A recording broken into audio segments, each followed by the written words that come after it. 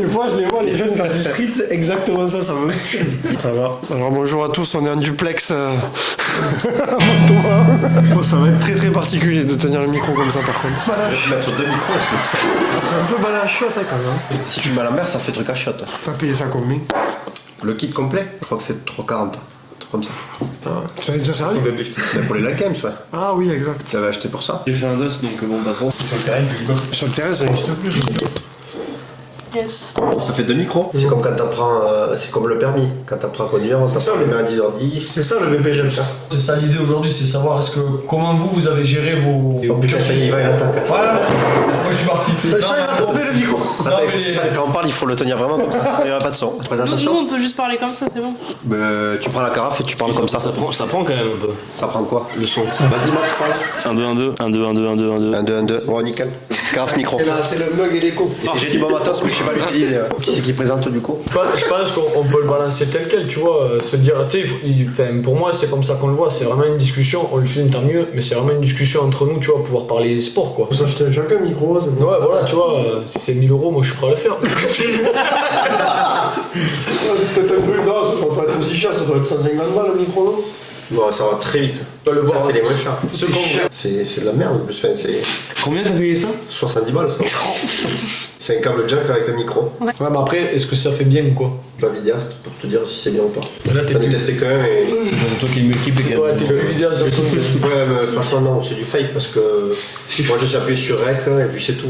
Bon allez, l'idée aujourd'hui là c'est on est 6 coachs et c'est de parler de différents thèmes, des thèmes de société, des thèmes sportifs, mais autour de divers sujets et de parler entre nous quoi. Donc de la manière la plus simple possible, connaissances que vous avez prises, vous les utilisez encore quoi. Pour faire simple, premier sujet, est-ce que vous utilisez encore les connaissances que vous avez acquises sur vos premiers cursus de formation ou est-ce que vous avez continué à vous reformer ailleurs ou est-ce que vous les utilisez plus du tout? Pour ma part, j'ai pas l'impression en tout cas de reparler de ce dont je parlais en début de BP ou en tout cas en début de... Ouais, c'est guillemets. évolué, c'est... Ouais, c'est ça.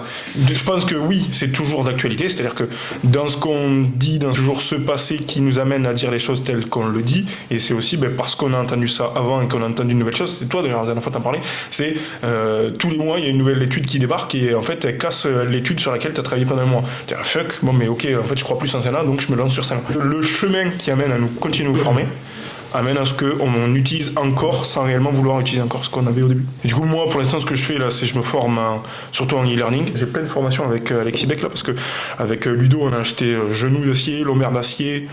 Lombaire d'acier. Ouais c'est le nom qui Lombaire d'acier au film chinois là. Il y a plein de trucs, tête de fer, jambe de fer. Je sais pas. J'ai jamais vu ça. Mais si, putain, c'est un putain de match de foot.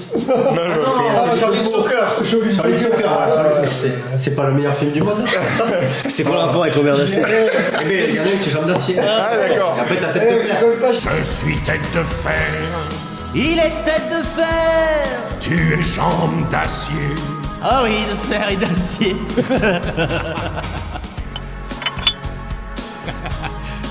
Un peu de sérieux. On a compris, ok. Allez, on joue.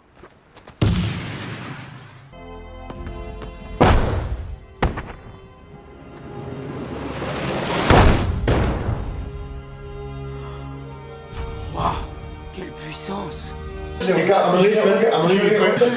C'est un petit peu le truc sur lequel je veux m'orienter, résoudre un peu le problème de vie des gens et les problèmes pathologiques. Bon. Du coup, alors voilà, il y a Alexis Beck. Non, mais t'as vu, on dirait trop le mec qui fait des travaux, mais c'est pas ça. C'est le vent. Presque tu utilises plus du tout les formations que tu avais du BP. Ouais, après j'ai passé la formation d'entraîneur d'athlète et moi c'était spécifique au lancer et au même titre qu'en BP on n'apprend pas grand chose, t'apprends plus sur le terrain. Pour rebondir sur le début de ton propos sur les formations, j'ai déjà croisé moi des personnes qui avaient une liste de formations interminable, tu vois. Et en fait, les mecs, ils ont pas... C'est bizarre que ça roule comme ça. Est-ce que sur le format que t'as, les vidéos peuvent pas dépasser un certain nombre de minutes par fichier, tu sais? Peut-être que tu le règles comment ça? Je sais pas. Après, il l'a dit, il a du matériel de pro, mais il a pas appris à ça. Exactement. Ça filme là? Ouais. Ouais, du coup, je disais, les mecs, ils passent 15 000 formations, tu sais. Alors, c'est pas forcément des formations certifiantes comme le BP, parce qu'en soi, le BP aujourd'hui, c'est surtout un papier pour que tu puisses travailler légalement. Je sais pas comment entendre le bon. Avec. Petite ASMR. avec un minimum de connaissances à avoir pour pouvoir, entre guillemets, pas tuer les gens. On va dire que c'est ça, quoi. Et regarde, ça en prend le chemin, puisque le CQP aujourd'hui, c'est ça. Non. x10, ouais. x10, quoi.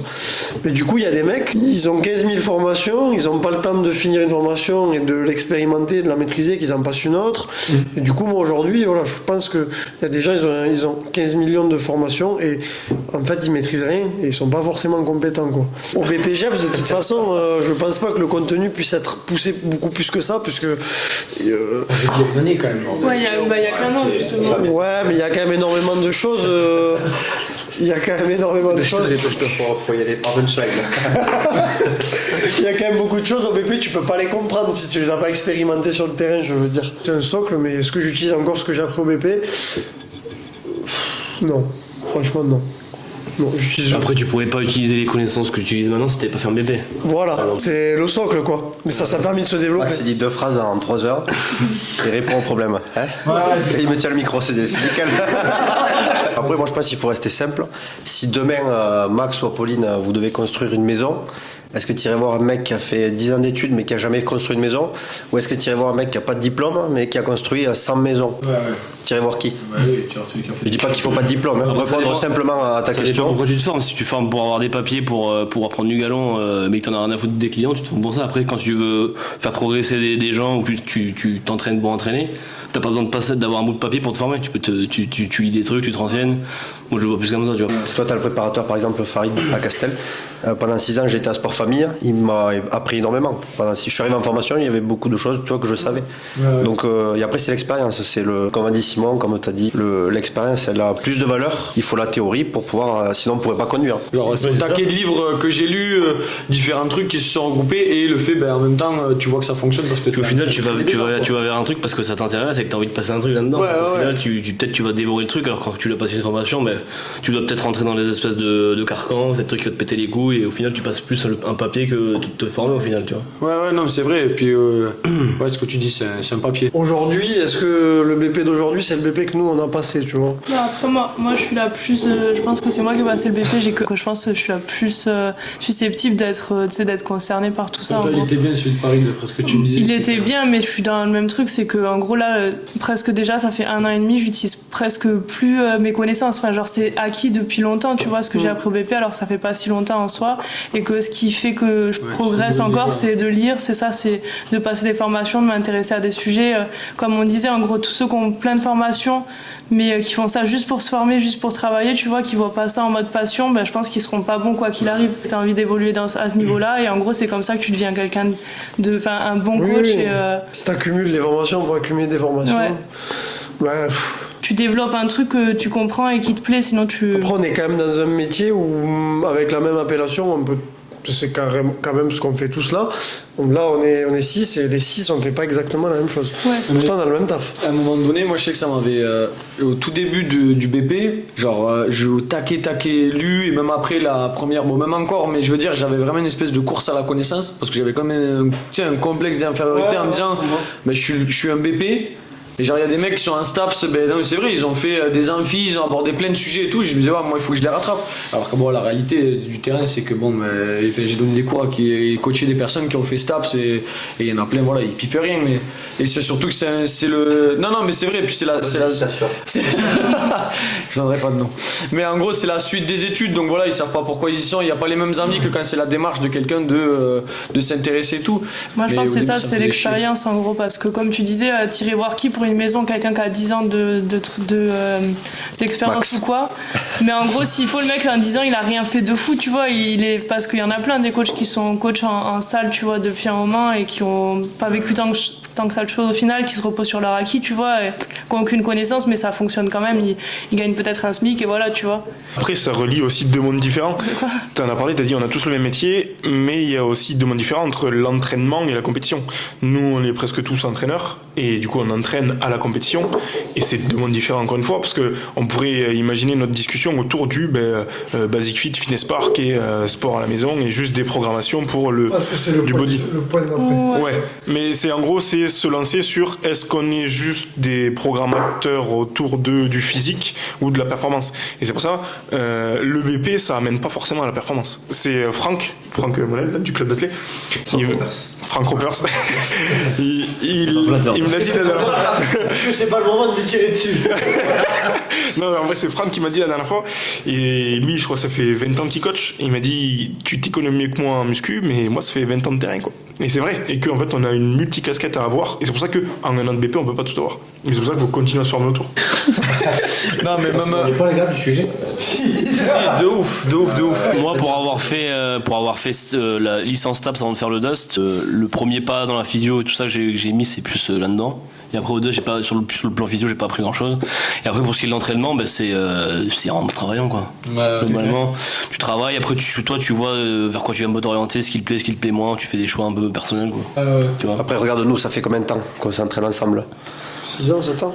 7 ans. Genre, je suis pas comme toi qui en a fait pendant, je sais pas, 6 ou 7 ans avant de passer un diplôme, tu vois, par exemple. On peut passer. Point numéro 2. Alors, par point 2, comment envisagez-vous le métier en vieillissant lorsqu'on ne pourra plus progresser de performance personnelle?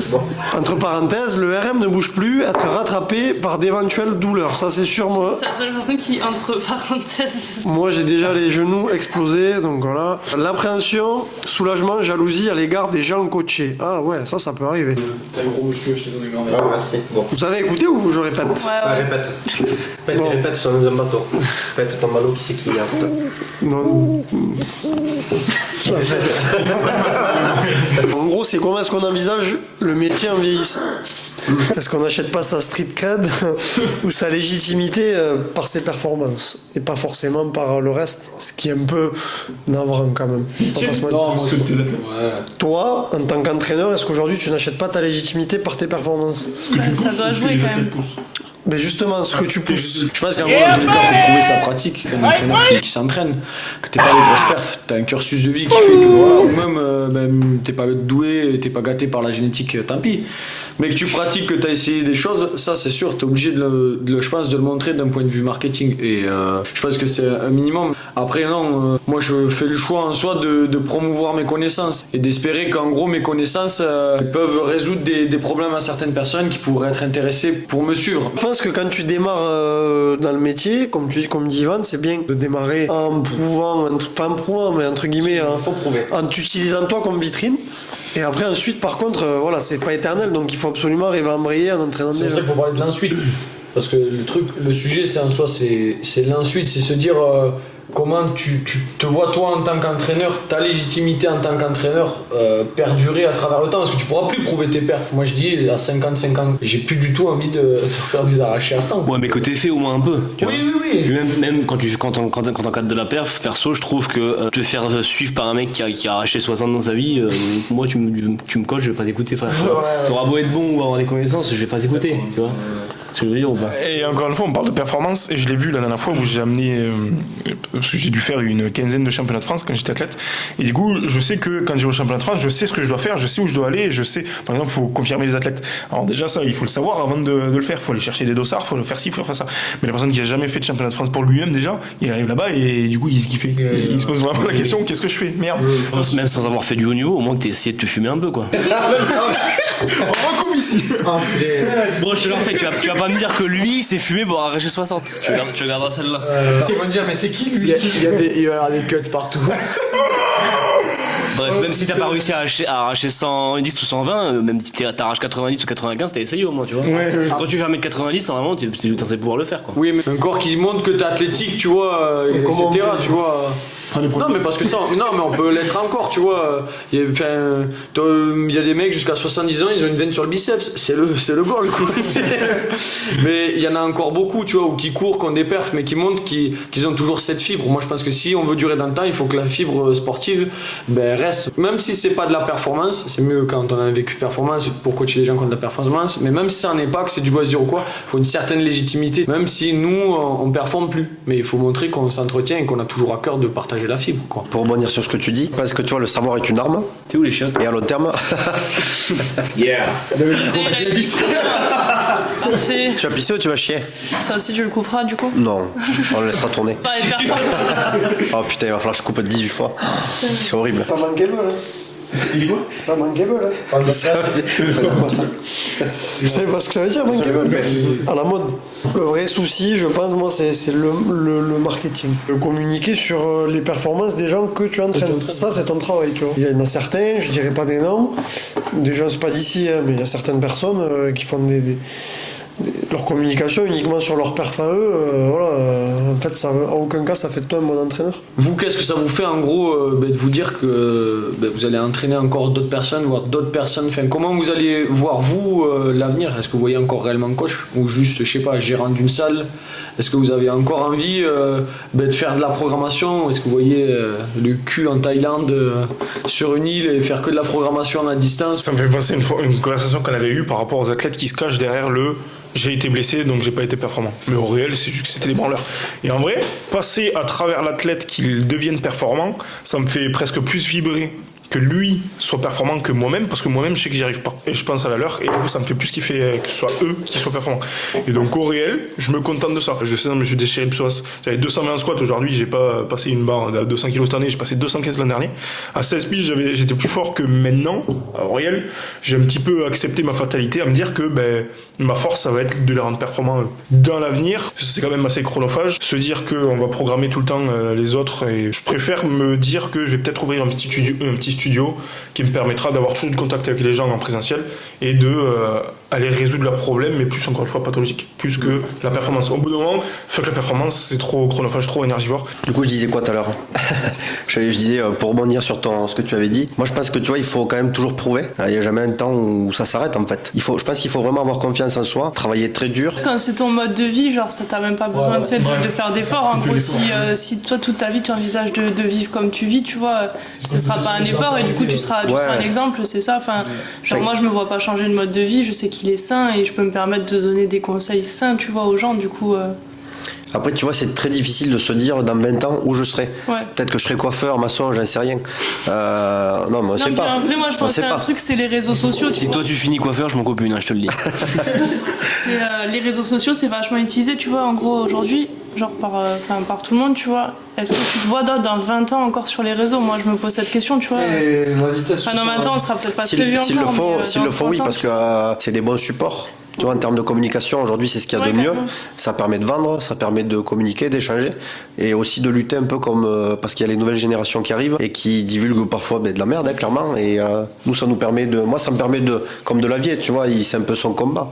Il est toujours en train de se foutre la gueule de, comment ils les appellent, la zététique. Et tu vois, il pourrait s'en battre les couilles. Il a un certain âge, il a fait ses preuves, il a fait ses livres, mais pourtant, tu vois, il se bat quand même.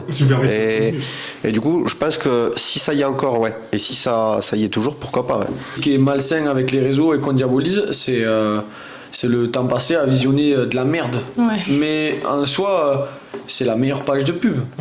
Moi, ça fait maintenant un moment où je me dis, en fait, Insta, c'est la page de pub gratuite, quoi. Et en fait, c'est de l'analyse. Oui, ok, j'essaye de le poster là pour que ça soit le plus vu, espérant trouver quelqu'un d'autre ou quoi.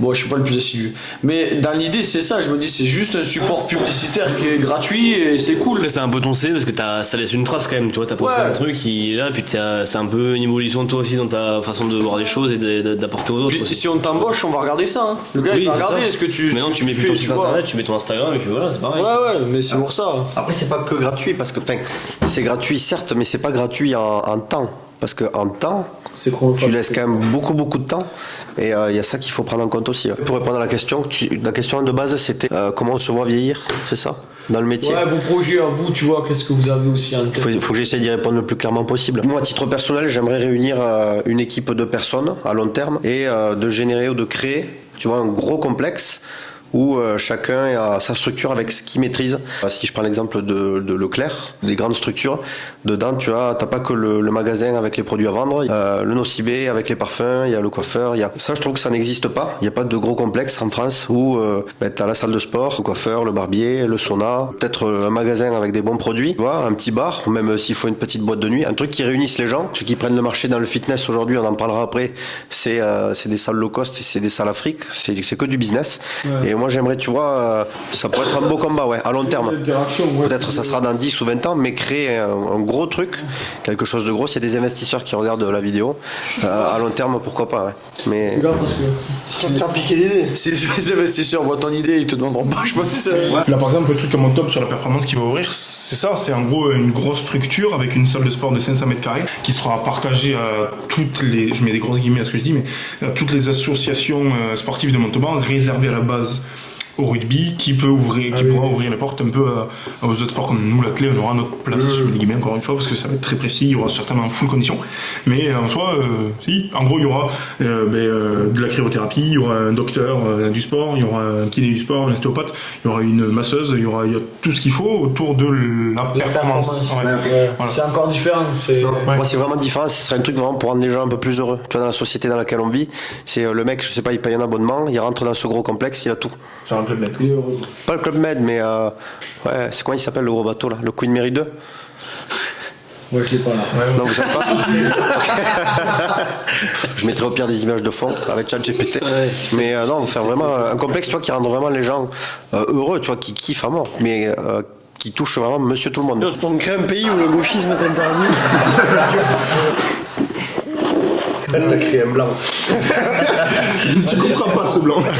Réponds toi aussi le plus clairement maintenant du coup à la question. Le plus clairement possible. Tu vas faire là. Et moi j'en sais rien, c'est ça qui est inquiétant. Franchement je sais pas. Mais mon truc c'est vraiment de prendre un papier, une feuille blanche et de me poser sur une table et dire ok j'aime faire ça, j'aime faire ci, etc. Retrouver un autre papier où j'ai déjà écrit ça, est-ce que c'est cohérent? Est-ce qu'à l'heure actuelle en fait je suis en train de faire les choses que j'aime réellement, etc. Est-ce que moi j'aime avoir encore une fois c'est comme la programmation, j'aime avoir des objectifs long terme et me dire que tous les jours j'œuvre pour ça. J'aime bien la guitare, si je veux performer en guitare il faut que j'en fasse tous les jours. Si sur le papier il y a écrit je voulais être fort à la guitare et en fait ça fait 15 jours que je joue pas, je suis pas cohérent avec mes envies. Et le fait d'écrire sur papier et se poser, je trouve que c'est une épreuve qui est un peu dure parce que il faut 20 minutes avant d'écrire honnêtement des choses qu'on veut sans qu'il y ait de fermeture et de se dire en fait non ça je peux pas, si juste se dire ok ça j'ai envie de le faire ou quoi, et se dire à l'heure actuelle merde je fais pas tout en fait ce qu'il faut pour me donner les moyens d'aller jusque là quoi. La visualisation. Ouais. Au final, ce que tu dis, c'est de la visualisation. Ça, c'est important parce que tout peut changer. Tu vois, il y a plein d'opportunités qui peuvent débaucher sur plein de choses. Et le cerveau, c'est bien de le programmer à court, moyen et long terme. Vous voulez rajouter des trucs sur le 2 Max Apo aussi. Max, moi perso, je fais un peu comme ça vient, si tu veux. Ouais. C'est-à-dire que là, je fais ça. Si je suis amené à faire autre chose dans 5 ans, peut-être que je ferai autre chose, tu vois. Ça me plaît bien quand même. Donc si je peux pousser le truc, je le ferai. Si je peux pas, je le ferai pas, tu vois. Ok. Voilà. Moi, je suis pas fâché, mais je suis pas. Oui, genre, tu vas pas forcément t'entêter. Si je m'entête, si je vois que ça marche pas, je ferai autre chose. Là, je kiffe parce qu'au mine de rien, mon emploi du temps, ça fait que je peux quand même m'entraîner quand même pas mal. Et par rapport à ce que je me suis fixé à court terme, ça me permet de le faire, tu vois. Donc, moi, pour l'instant, je vois un peu comme ça. Ok. Au jour le jour. Ouais, c'est ça. Ouais. Pas au jour le jour, mais au mois, quoi, plutôt. J'ai jamais entendu celle-là. C'est un peu plus haut. Je me vois pas ailleurs que dans le sport, ni dans 5 ans, ni dans 10 ans. C'était dit rendez-vous dans 10 ans. Mais comme disait Max, en gros, si on veut vraiment bosser et que... moi je dis ça parce que c'est peut-être un truc que j'aimerais faire, si vraiment je me mets à fond sur les programmes à distance, les trucs comme ça, et que pendant 1 an je veux partir faire le tour du monde, on peut le faire en soi parce que justement ça nous permet de travailler d'une autre manière. Après t'as tout simplement dit que tu voulais faire ce que t'aimes. Ouais, c'est ça. Mais c'est important, tu vois, de rester dans ça, c'est ça que je voulais dire en gros, parce que faut pas se rester sur ce truc, la vie qu'on a, elle est facile, du coup, c'est juste facile et je reste dans ça. Faut être sûr que, tu vois, ça te plaise et que t'aimes ça, puisqu'on le dit dans tous les métiers, tu vois, il faut que tu te plaises dans ce que tu fais quand même, sinon ta vie, tu vis pas pour subir le travail, tu vois, la charge du travail. C'est sûr. Mais après, tu vois, je pense que même si t'aimes ce que tu fais, ça c'est la passion, moi je pense que ça dure 2-3 ans. Ah ouais, mais je suis Voir un peu plus, tu vois. encore trop Mais jeune dans le truc, après, pour moi, c'est l'amour, tu vois. Et l'amour pour un sport, ouais. Tu vois ce que je veux dire? Ouais, le ukulélé, je veux. Je vais le chercher. La passion et tout, c'est bien, mais à un moment donné, si tu gagnes pas d'argent. Allez, vas-y, je nous un truc là. Non. Vas-y. Tu nous parlais d'amour, Anto. Hein? Tu nous parlais d'amour du métier. Alors, l'amour pour le sport. Attends, par contre, c'est méga dur de faire les deux en même temps. Vas-y, parle. Comment ils font les mecs qui jouent à la guitare là? Tu sais pas jouer ou quoi? Non, mais c'est pas joué, tu vas bien. Là, si c'est joué et qu'il vous a fait croire qu'il jouait, il vous en Bon, on va passer au point suivant, non? Ouais. C'est moi qui ai posé la question, on s'en bat les couilles. Ouais. Non, attends, je te réponds du coup. Je suis tombé amoureux de ça.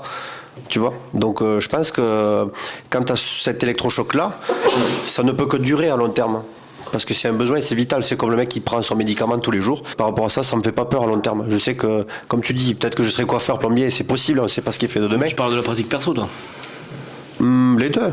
Parce que tu sais, mettons si un jour là, on ne pourra pas squatter toute notre vie, les charges qu'on squatte, ça j'en suis très bien conscient, mais je le fais pas pour les autres, tu vois, je le fais pour moi. Parce que ce CV là, c'est horrible, mais pour arriver, mettons, aller à 150 squats, tu vas passer par des phases difficiles. Après, pour aller à 200, c'est autre chose. Et tu passes par plein de programmations et de l'expérience, c'est un truc de fou. Tu as beau le lire dans un livre, si tu peux pas le retransmettre à quelqu'un en termes d'émotion, en termes de ressenti. L'amour pour le sport, ouais, c'est la base, c'est mieux que la passion pour moi. Et après, comme il dit Simon, il faut arriver à trouver le bon équilibre. Pour être bon, il faut s'associer d'une équipe. On peut pas être bon, tu vois, moi je peux pas être excellent en marketing, je peux pas être excellent en coach. Tu vois, moi je me trouve pas du tout excellent en tant que coach, en tant que praticien aussi, et en tant que dans le marketing c'est pareil. Et je pense qu'il faut une équipe, tu vois, pour être très très fort.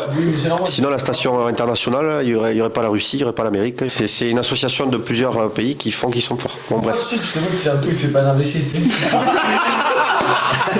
Tout à l'heure, je t'ai sorti le Queen Mary. Là, on était sur l'espace. J'envoie des images, les mecs. Bon allez, on passe au dernier point. Les Basic Fit en France. Voilà, point. Pas besoin de répondre, c'est de la merde. Non, je rigole. Les Basic Fit en France. Initiation à la muscu, facilité. Est-ce le cancer de notre société? La valorisation de notre métier par la mise en avant d'une concurrence naze. Je commence. Ouais, vas-y. J'ai le micro dans les mains. Moi, je pense que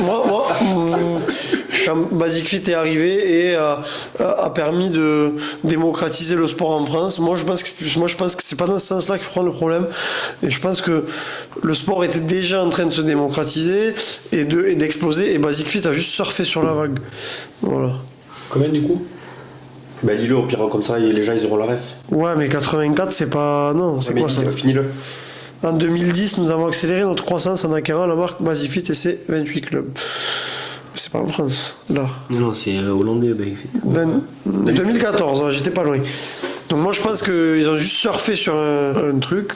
Ouais, mais qu'est-ce que toi t'en penses du coup? Est-ce que c'est pas bien, c'est bien, c'est ça le truc? On va faire simple, comme ça on va tourner vite autour de la question. Donne 2 points positifs, 2 points négatifs. Ouais, vas-y, grave, ouais, c'est cool. Comme ça. 2 points positifs à Basic Fit, il y en a partout et c'est pas cher.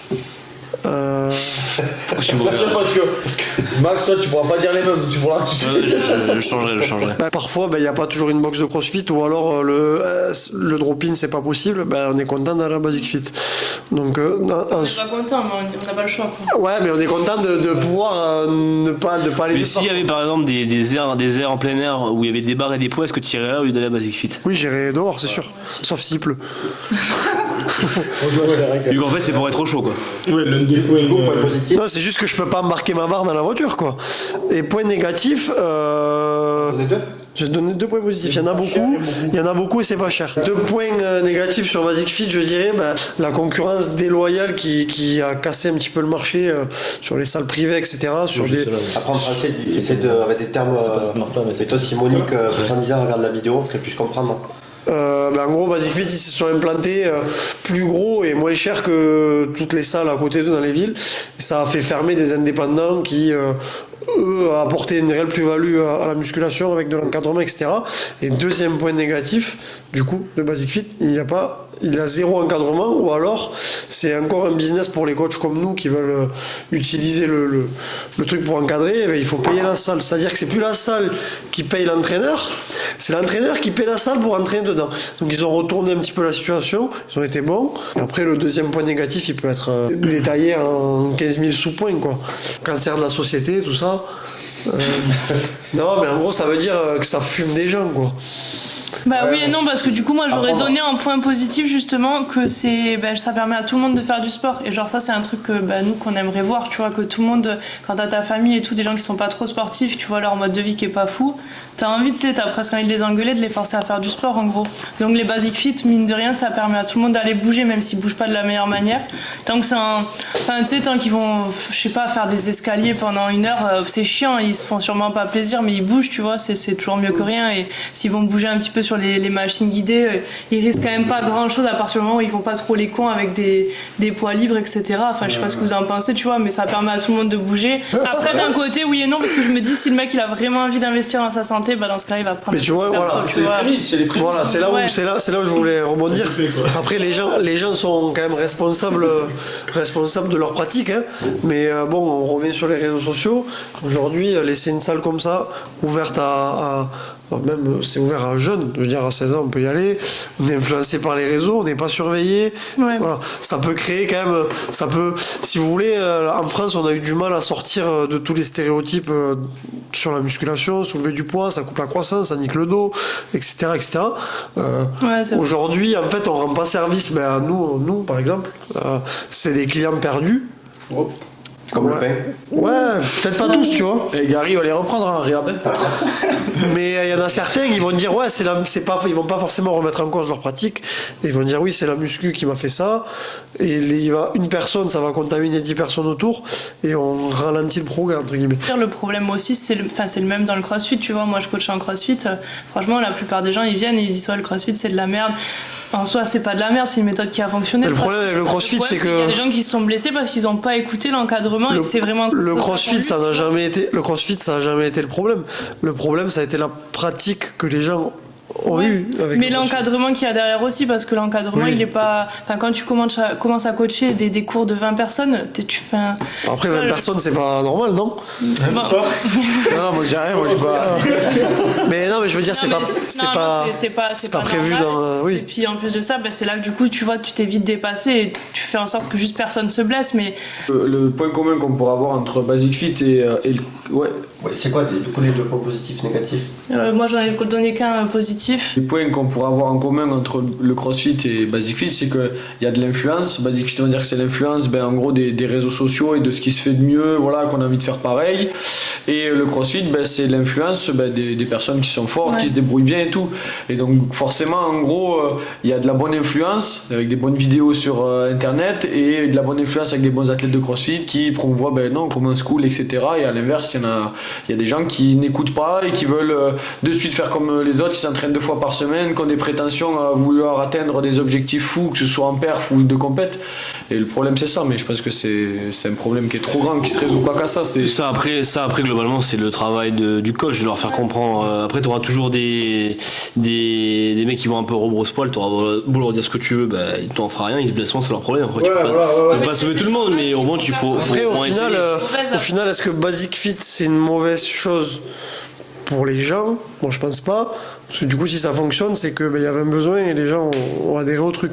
Après, est-ce que c'est une mauvaise chose pour nous par rapport à notre métier? Là, c'est quand même différent.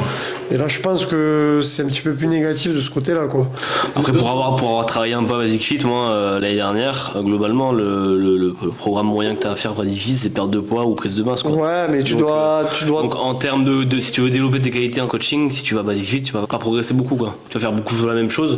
C'est limité. Mais je pense que tu es très limité, vite. Donc, si tu as pour prétention de devenir un bon coach ou d'être bon dans un domaine, je pense que Basic Fit, c'est bien que si tu peux te faire un petit peu plus au début. Après, en soi, moi, je pense pas que ce soit une mauvaise chose, franchement. Non.